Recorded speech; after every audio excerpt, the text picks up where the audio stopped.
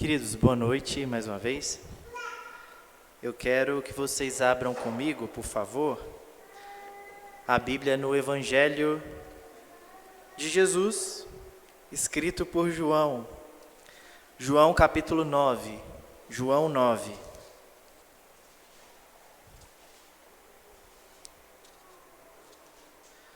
João 9 foi uma passagem que falou muito comigo essa semana e eu queria trazer essa reflexão para vocês. João, capítulo 9, e nós leremos do verso 1 ao verso 7.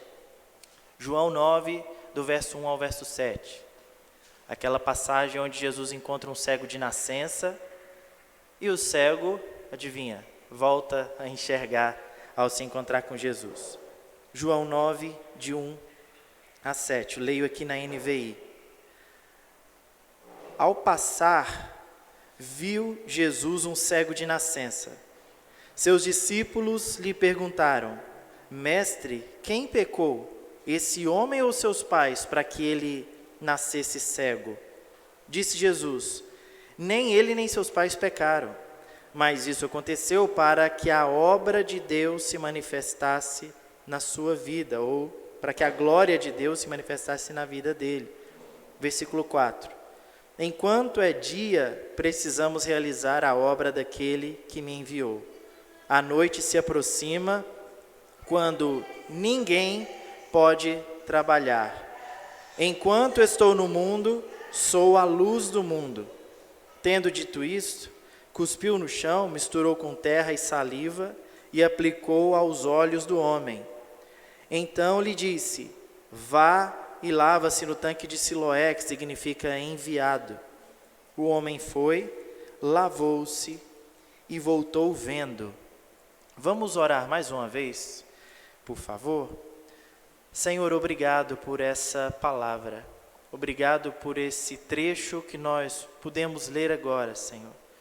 E nós cremos que o Senhor é poderoso para falar conosco, para falar ao nosso coração, para nos trazer vida através da sua palavra, e é por isso que nós a lemos, e é por isso que nós meditamos e refletimos sobre ela. Que o Senhor possa ter autoridade, liberdade para fazer o que o Senhor quiser.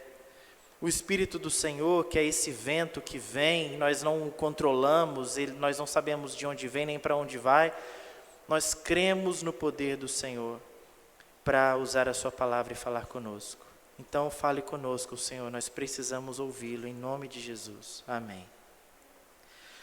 Queridos, eu tento sempre olhar para a vida de modo mais realista possível.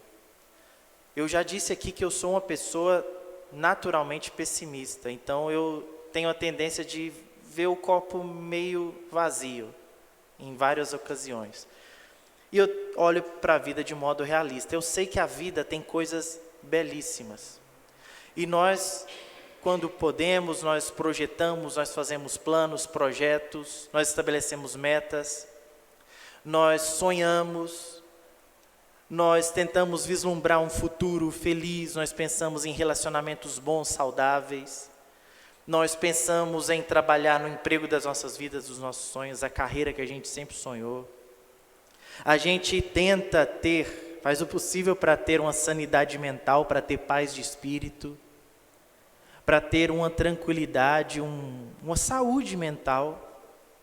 Mas nós sabemos que a vida acontece em vários momentos de nós planejarmos essas coisas, nós estabelecemos uma rota de irmos para o norte.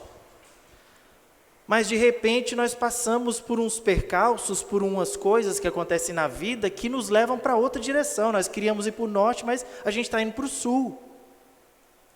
Eu acho que eu não estou falando aqui uma coisa, uma fantasia que ninguém vive, que ninguém experimenta, mas eu sei que várias pessoas, isso é até comum, pessoas que planejam a sua vida no momento da infância, na adolescência, você faz projetos. A gente tem alguns adolescentes aqui hoje. Então aproveitem, façam seus projetos, aquilo que vocês pretendem ser, o que vocês pretendem alcançar, tracem esses projetos e trabalham para que eles aconteçam. Mas Em muitos casos, nós olhamos para trás e a conclusão é: eu não sou o que eu gostaria de ser. Eu não estou no lugar que eu gostaria de estar. A impressão que eu tinha lá na minha adolescência, na minha infância, é de que hoje, com a idade que eu tenho, eu seria diferente, eu teria coisas diferentes, eu teria alcançado coisas diferentes, eu estaria fazendo coisas diferentes, não seria do jeito que está agora. E isso gera frustração, isso gera angústia no nosso coração. Isso gera tristeza quando você se depara com o fato de que você acabou não sendo o que você pensava que seria, ou não estando no lugar onde você pensava estar nesse período da vida. E essa frustração, ela pode nos colocar numa escuridão.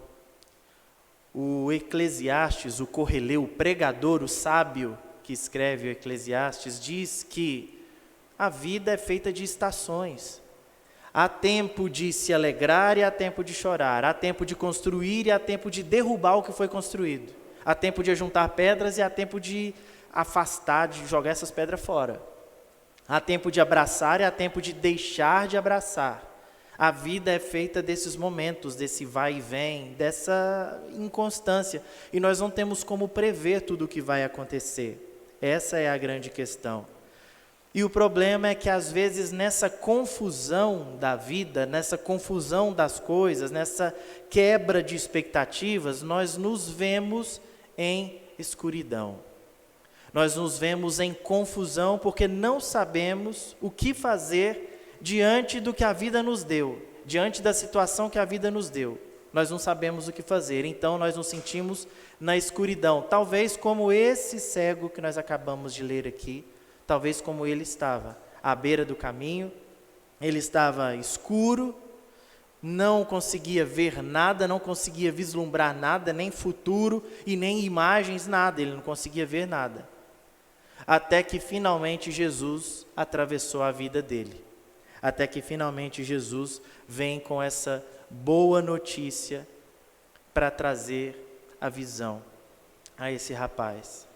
O que nos consola é o que o salmista diz no Salmo 23, o versículo 4, ainda que eu ande pelo vale da sombra da morte, ainda que eu ande pelo vale da sombra da morte. E infelizmente a vida nos presenteia, nos dá esses momentos de vale de sombra e de morte.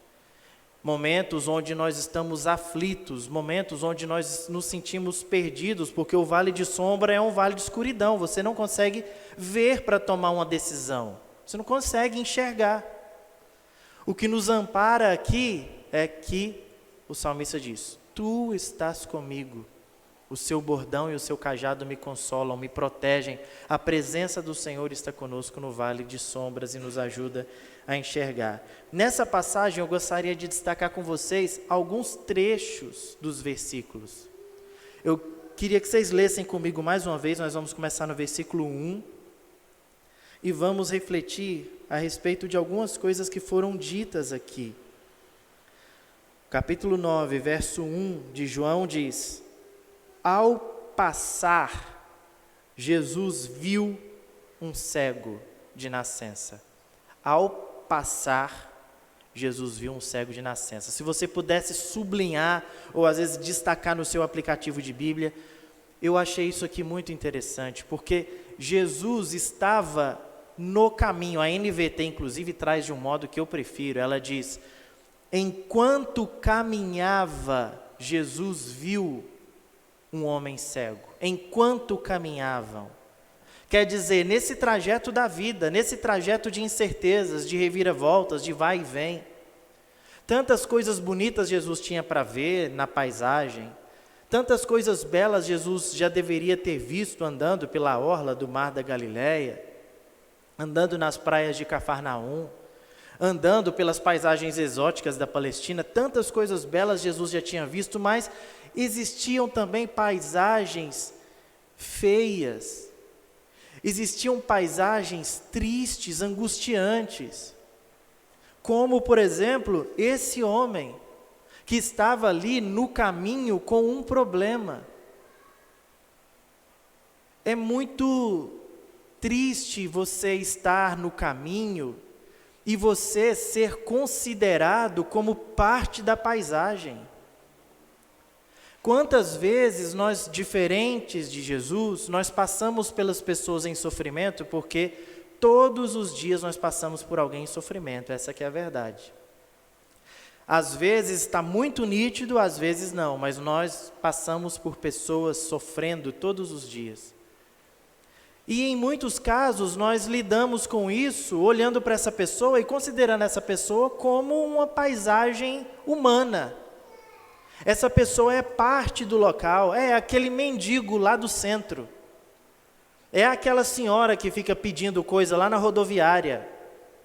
É o mendigo lá da lagoa. A pessoa já se tornou parte da paisagem. É aquele cara que passa sempre tonto aqui na rua. Nós olhamos para as pessoas sem olhar o ser humano que está ali. Nós olhamos o rótulo dela, nós olhamos ela como parte do todo. É aquele ali. Ou então nós olhamos para quem está mais perto da gente, é a minha mãe, é o meu pai, é o meu marido, é a minha esposa, é o meu filho. E nós olhamos para essas pessoas, né, é o irmão da igreja, apenas no sentido do papel social que ela cumpre, sem olhar com profundidade o ser humano com problemas que está ali. Um ser humano com dificuldades, em escuridão, que está ali na nossa frente. Uma pessoa que está agonizando, precisando de ajuda, que está do nosso lado, que trabalha com a gente. Mas essa pessoa virou só parte do nosso trabalho. É só mais uma que está lá, é alguém que você já se acostumou a topar todos os dias. Como todos os dias as pessoas passavam por esse cego. Era normal ver ele. Se você continuar lendo depois na sua casa a história, você vai perceber que as pessoas, quando viram ele voltando, enxergando, as pessoas começaram a estranhar. Mas não era aquele cara que ficava ali? Porque a visão deu para ele uma outra perspectiva de vida. Ele voltou enxergando, ele voltou tendo agora consciência das coisas que estavam ao redor dele, e as pessoas começaram a estranhar. Então ele não era notado, ele era só parte da paisagem. E às vezes nós olhamos para as pessoas como parte da paisagem. E às vezes nós somos essas pessoas. Às vezes nós estamos em agonia, nós estamos em profunda escuridão. Nós estamos vivendo um momento de muita dificuldade e acho que eu posso dizer que com certa segurança, talvez melhor do que ver é ser visto.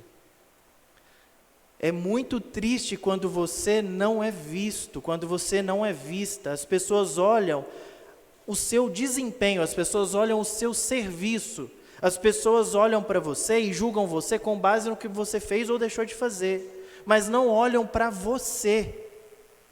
Essa semana eu tive uma experiência boa, positiva. Sexta-feira na escola eu estava triste, eu acho que triste, cansado, boa parte de cansaço. Mas eu não achei que era uma coisa que estava visível, que as pessoas estavam vendo na minha cara que eu estava diferente. Não achei que estava, ou talvez realmente não estivesse. Mas 2 alunas na hora do recreio me viram passando e falaram assim: professor, vem aqui por favor. Aí eu fui. Cheguei lá, elas falaram assim: o que o senhor tem? O senhor não está bem, o senhor está diferente, o senhor está triste, o que o senhor tem? E na hora eu confesso que eu fiquei até eu tentei disfarçar um pouquinho, mas eu fiquei até um pouco emocionado, porque isso não é comum. O comum é que eu seja o professor Vinícius, o comum é que os alunos estejam falando: ô professor, o senhor demorou a chegar aqui na sala. Professor, e a minha prova, já corrigiu? Professor, posso sair? Quero ir no banheiro, quero tomar água. Professor, as pessoas me veem como professor, os meus colegas me veem como colega de trabalho. Mas alguém conseguiu ver o Vinícius, atrás da casca de professor, atrás dos rótulos, alguém conseguiu ver que havia um ser humano angustiado ali. E é muito bom ser visto, é muito bom quando alguém te vê na sua agonia e na sua aflição, na sua dificuldade. Alguém enxerga o problema que você está passando e se preocupa com o que você está passando. Jesus via de fato as pessoas. Os discípulos não viram esse homem, mas Jesus viu esse homem.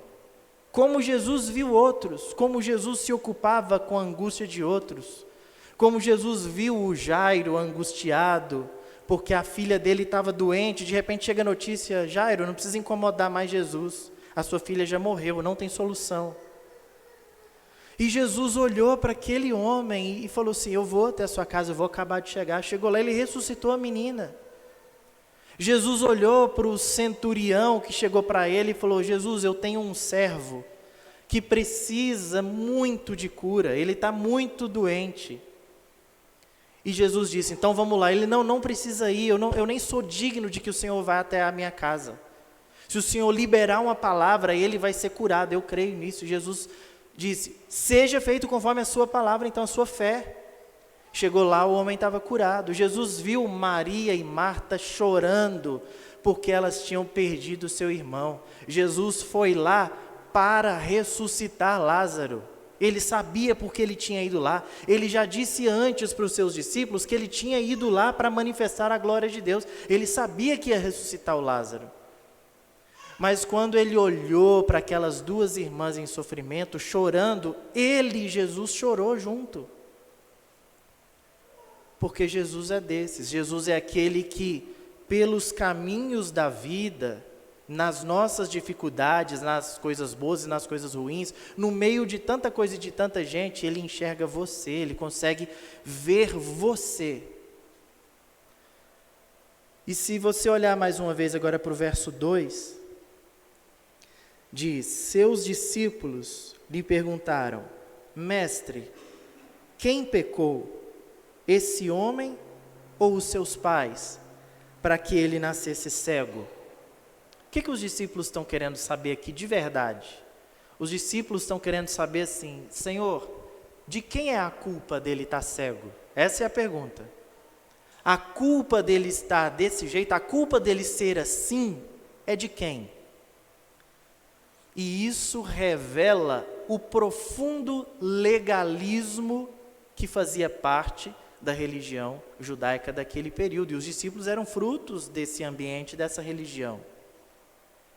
Porque se você quer saber se um lugar, se uma pregação, se uma palestra, se o que alguém está dizendo, se a teologia de uma igreja, se você quer saber se isso é legalista, basta você ver se essa pergunta se encaixa.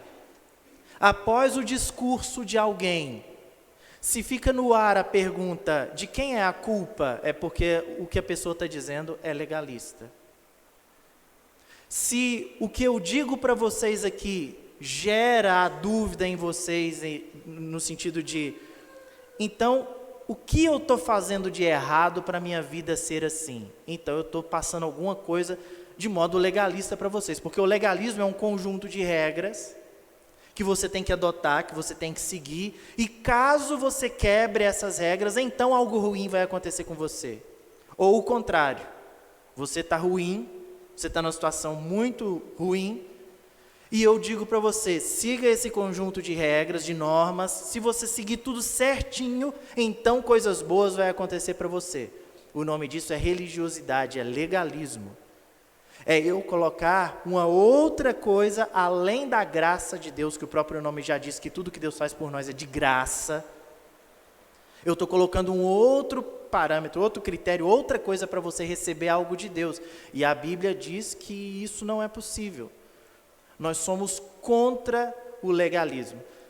Essa semana eu postei um vídeo no Instagram reagindo a um pastor que disse que a queda de cabelo é fruto de uma ação demoníaca na vida sentimental das pessoas.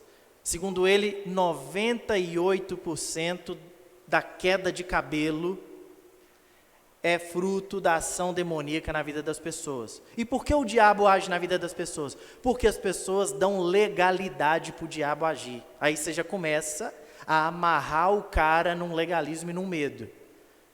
Primeiro, o diabo está derrubando seu cabelo. Segundo, por que o diabo está derrubando seu cabelo? Porque você está dando brecha. Como que você está dando brecha? Ah, você está desobedecendo em alguma coisa. Você está deixando de dar dinheiro, você está deixando de ir na igreja na quantidade certa, alguma coisa você está fazendo de errado. É por isso que o diabo está derrubando seu cabelo.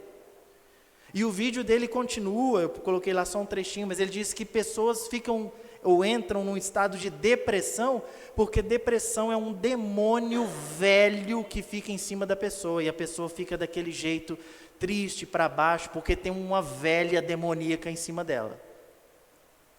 Qual o nome disso? Legalismo.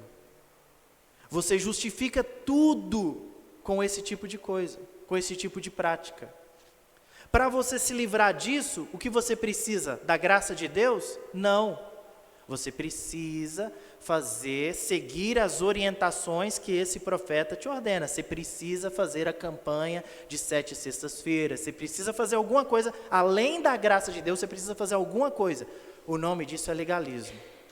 Esse tipo de coisa que nos leva a perguntar de quem é a culpa, porque agora a gente anda pela rua olhando os carecas, os calvos, né? Aí você olha para as minhas entradas e você pergunta uns para os outros, de quem é a culpa? Dele ou dos pais dele? Quem pecou para o cabelo dele estar caindo desse jeito? Quem deu brecha? Quem fez com que o diabo entrasse na vida dele desse modo? Aí alguém tem um prejuízo, de quem é a culpa? Fulano bateu o carro. Será que é porque não é dizimista? Será que é porque não é ofertante? De quem é a culpa disso ter acontecido com ele? A pessoa vai jogar bola, o William vai jogar bola no domingo, machuca. De quem é a culpa? Será que é porque ele estava jogando bola num horário que ele está na igreja? Se ele estivesse na igreja, ele não teria machucado. Aí ele foi jogar a bola, machucou. A culpa é dele. Tudo na vida nós procuramos culpa. Isso é o legalista. É o que tenta encontrar culpa e culpados em tudo. Quer justificar tudo com culpa. Eu quero fazer um exercício com vocês aqui agora. Vocês vão me ajudar nessa atividade, nesse exercício. Nós vamos abrir em Jó, capítulo 22. Nós vamos ver sobre legalismo em Jó 22. A partir do versículo 21. Jó 22, 21. Quem quiser me acompanhar na minha versão vai estar passando aqui atrás. Jó 22, 21 em diante. Diz: sujeite-se a Deus, fique em paz com Ele, e a prosperidade virá a você. Olha esse conselho. Você não está próspero? Esse conselho foi dado a Jó. Jó, você perdeu tudo, você perdeu saúde, você perdeu dinheiro, sua situação está terrível. Por quê? Porque provavelmente você deixou de buscar a Deus, é por isso que você está tendo tanto prejuízo. Então o conselho foi dado para o Jó: sujeite-se a Deus, porque provavelmente você não está sujeito a Deus, fique em paz com Ele e a prosperidade virá. Você não está próspero porque você não está se sujeitando a Deus, Jó. E continua: aceite a instrução que vem da sua boca e ponha no coração as suas palavras. Se você voltar para o Todo-Poderoso, voltará ao seu lugar. Você deve ter se afastado. Se você voltar, Deus vai te colocar no seu lugar de prosperidade, de bênção. Se afastar da sua mente, da sua boca a injustiça, lançar ao pó as suas pepitas, o seu ouro puro de Ofir, as rochas dos vales, o Todo-Poderoso será o seu ouro, será para você prata seleta. É certo que você achará prazer no Todo-Poderoso, erguerá o rosto para Deus, e Ele orará, e Ele ouvirá, e você cumprirá os seus votos. O que você decidir se fará, e a luz brilhará em seus caminhos. Olha o conselho que foi dado para o Jó. Jó, você tem que voltar para Deus, porque isso tudo que você está passando, essa dificuldade, esse aperto, essa doença, essa enfermidade, tudo isso é porque você se afastou. Foi só você se afastar que tudo começou a dar errado na sua vida. Então volta, que aí tudo vai dar certo. Essa é a lógica aqui. Quem disse isso para Jó? Se você voltar, a sua Bíblia deve ter um título no início do capítulo 22. A minha diz que é Elifaz, ou Elifas. Elifaz disse isso para Jó. Agora eu quero que você abra comigo alguns capítulos à frente, o capítulo 42. Capítulo 42 de Jó. A gente está vendo e está desmascarando um discurso legalista aqui. Jó 42, versículo 7.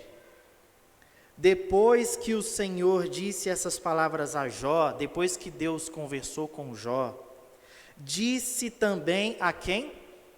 Elifaz, o que tinha dado aqueles conselhos bonitos para o Jó, aqueles conselhos que estão na boca de coaches, da boca de vários pregadores.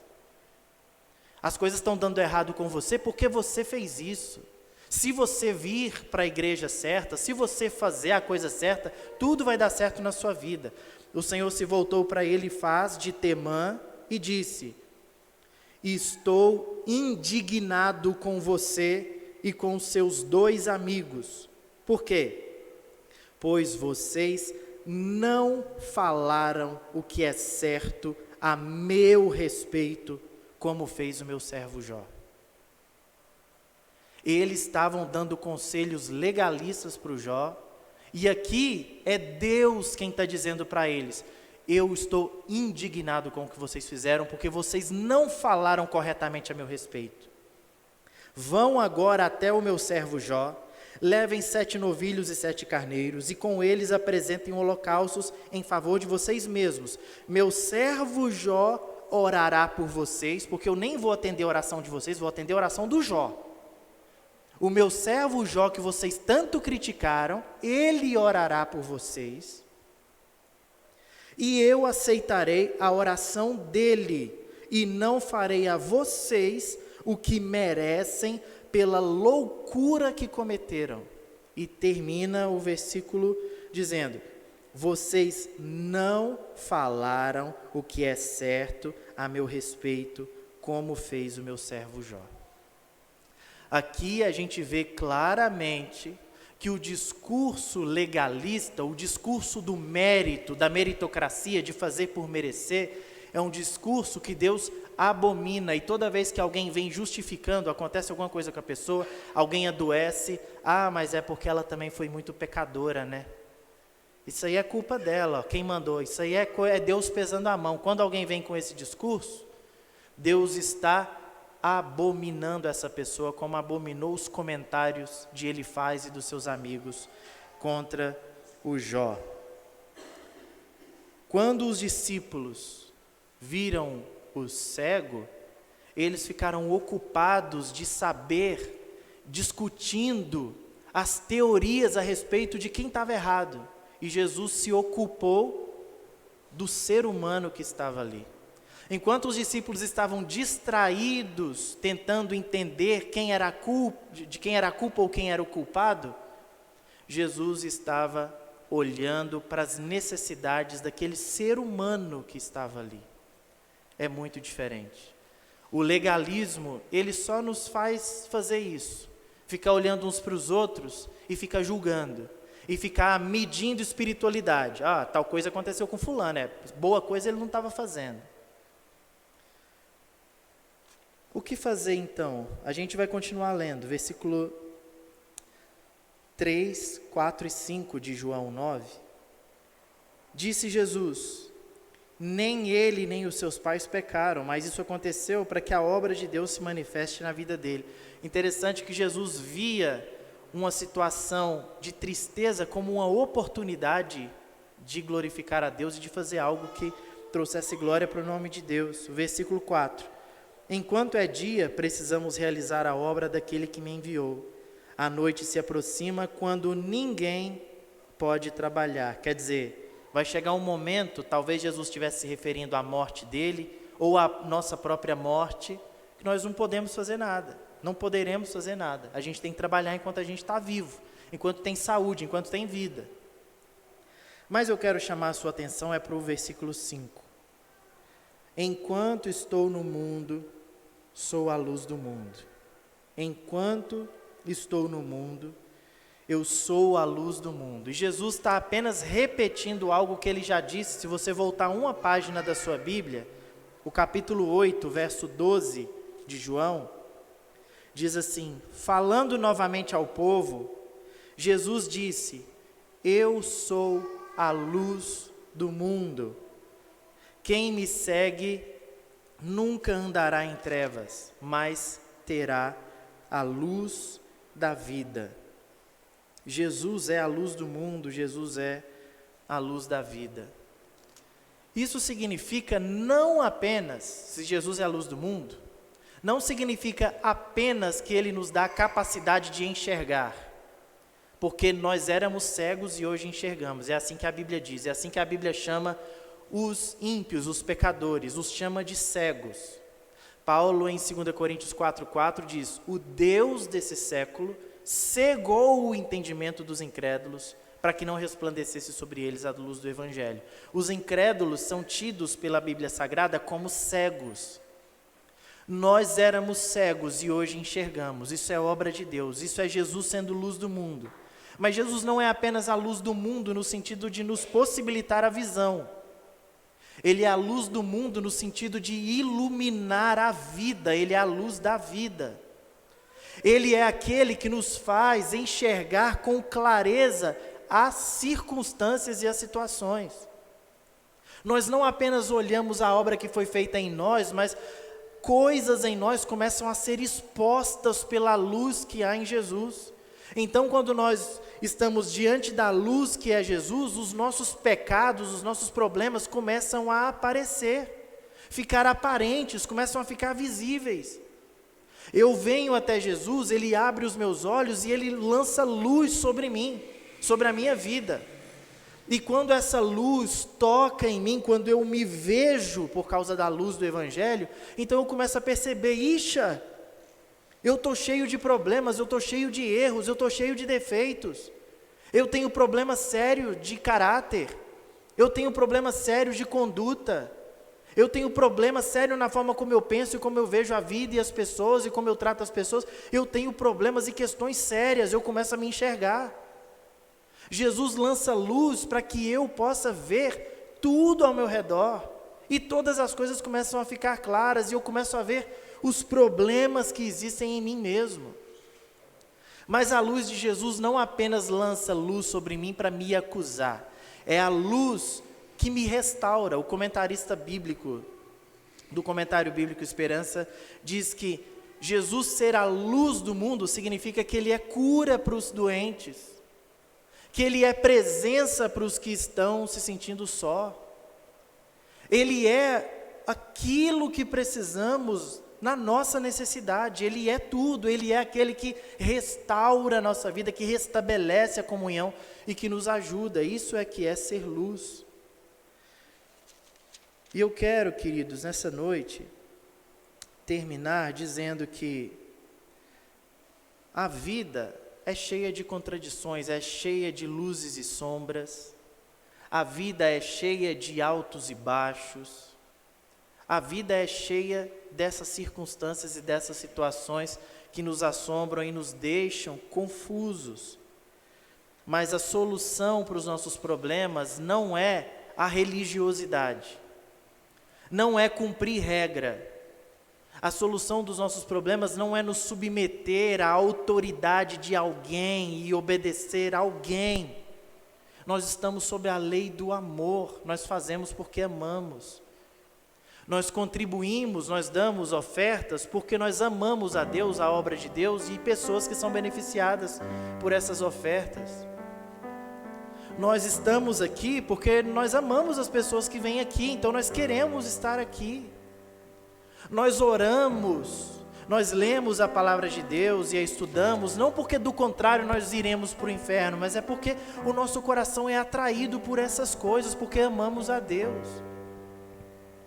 E uma vez que nós fomos iluminados por Deus, nós estamos aqui um grupo de pessoas iluminadas, que enxergaram a verdade. Uma vez que nós somos iluminados por Deus, agora cabe a nós sermos a luz do mundo. Veja que o versículo 5 diz: enquanto estou no mundo, sou a luz do mundo. Jesus está dizendo, Vai chegar um momento que eu não vou estar no mundo, e vocês vão ser a luz do mundo. Jesus disse isso expressamente em Mateus 5, ele diz: vocês são a luz do mundo. Cabe a nós hoje iluminarmos e refletirmos esse amor que vem de Deus. É nossa tarefa hoje fazer isso. É nossa função hoje ser Jesus e iluminar as pessoas, iluminar o mundo. Iluminar mostrando os problemas, as contradições, os defeitos, mas também apresentando soluções. Iluminar enxergando as pessoas como Jesus enxergava. Eu sinceramente me pergunto se vai chegar um momento, eu torço para que chegue, um momento em que nós vamos começar a olhar para as guerras, por exemplo, Israel e Palestina. Nós vamos começar a olhar para esse tipo de coisa sem ficar procurando de quem é a culpa. Nós vamos olhar para os seres humanos que estão lá, para as pessoas que estão sofrendo lá, e nós vamos orar: Deus abençoe as pessoas que estão sofrendo com essa guerra maldita.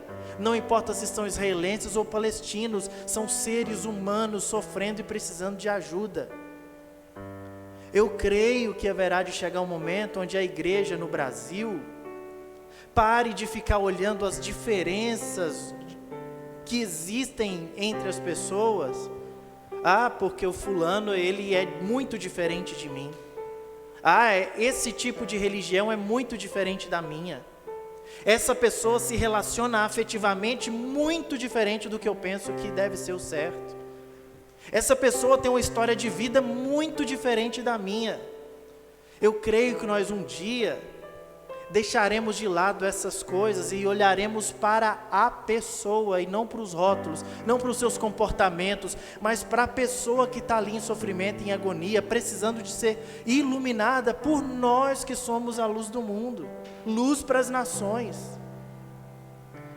Que o Senhor Jesus nos abençoe e nos ajude a vivermos mediante essa luz, mediante essa experiência de termos sido iluminados pelo Senhor, em nome de Jesus. Amém.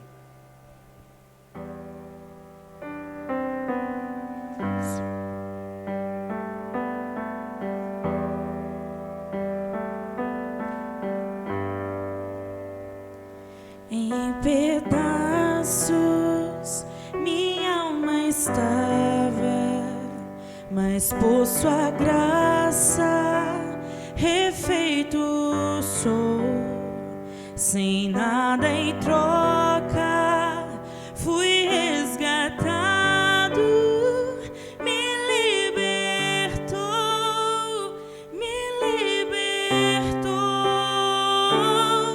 sublime graça, doce o som que